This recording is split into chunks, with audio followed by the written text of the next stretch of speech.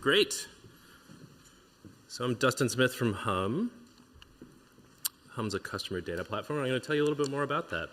Harsh and Judy yesterday did this slide for me, and it was great. So thank you very much.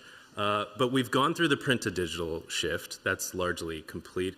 But the new shift that's underway is from digital to audiences, to directly engaging with particular parts of your audience.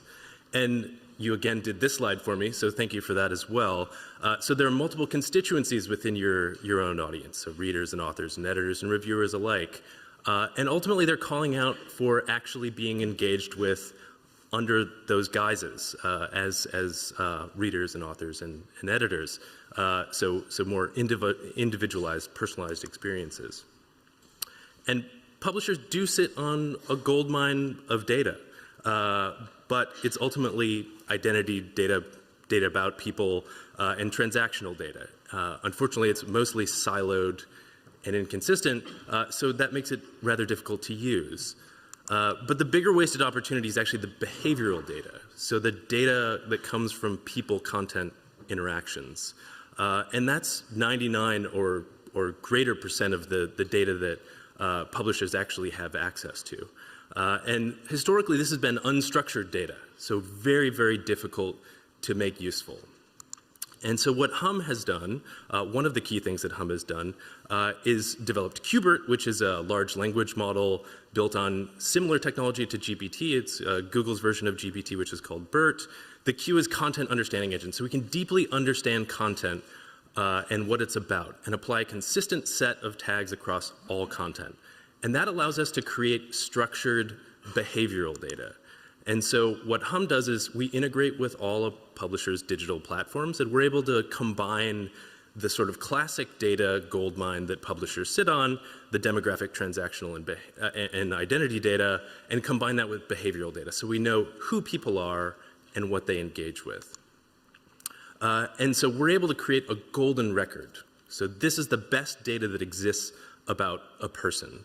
And not just the sort of flat profile, we're able to actually derive the activity log. We have this sort of memory of all of the interactions across the entire publisher's digital ecosystem, all of the digital touch points. And we can do that not just for identified users, but also for anonymous. So most of a publisher's audience is actually anonymous, and we're able to cultivate data about those individual people despite not knowing exactly who they are at the moment, and hopefully you identify them later. So why is it valuable to build a data asset? Well, for one, it's to engage your audience better. And so this has been talked about at many conferences forever, the ability to generate Amazon and Netflix style content recommendations. And if you know about people and you know about content, you can ultimately recommend things they haven't consumed yet and would likely like to consume. And so we can drop that on sites and in email. We ultimately know about people and we know about content and topics. So this is actually AAP, American Academy of Pediatrics, and this is a snapshot from their content engagement opportunities. So this was actually the brightest signal we've ever seen. The top 8 of the content or of the topic opportunities were on cyberbullying, sexting, and online harassment. So ultimately, when their product people saw this, they said, we need to commission much more content on this. We need to serve our audience better. So physicians and parents who are looking for content on this. So ultimately, respond to your audience better and create more engagement that way. But ultimately, on the marketing side, and this is a PowerPoint, so this is fabulous. The ability to build segments is a foundational piece of Hum. So this is any of the data within Hum you can segment off of. And typically, you're not interacting with individual profiles. You're interacting with segments of people who meet given characteristics. And this is a segment of people who are CXOs and also have a couple different topic affinities. And so this is a real-time segment that updates as people qualify in. This is pushed to all of the individual marketing systems. And so this is a foundational piece of how you actually use Hum. And there are many ways to use Hum. I'm happy to pass these slides along after the fact. I'm only going to talk about a few because we have limited time and Todd's going to keep me to it. And so one is deploying targeted emails, and publishers are historically, researchers would say, if the early career researchers were out of bed yet, they would say that you probably spam them a little too much. So this is an example. SSP ultimately was looking to market one of their webinars on open access. They were pulling people who were recently engaged in the topic of open access in order to actually put that targeted email in front of people. And so that was roughly 2,200 people who they wouldn't have been targeting otherwise, had demonstrated behavioral data suggesting that they would actually be interested in it. I was in that segment. I was absolutely delighted to receive that email. You can do targeted advertising. So that's advertising to the person who's on the page as opposed to what's on the page. And so this is passing segments directly to Google Ad Manager in order to actually create highly targeted segments. The value, particularly for medical publishers, you can get 5 to 10x of what you would charge otherwise.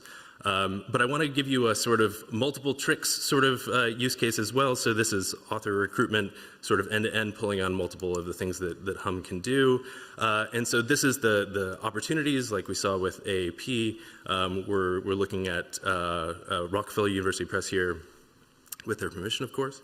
And so this is looking for opportunities, basically things you might want to publish more on for a potential special issue.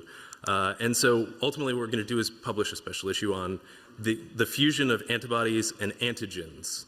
And so this special issue we actually want to put in front of the people who potentially are actually engaged with this topic, not who have published it on the past, but who are actively engaged with research on the topic, and consuming content as a fair proxy for that.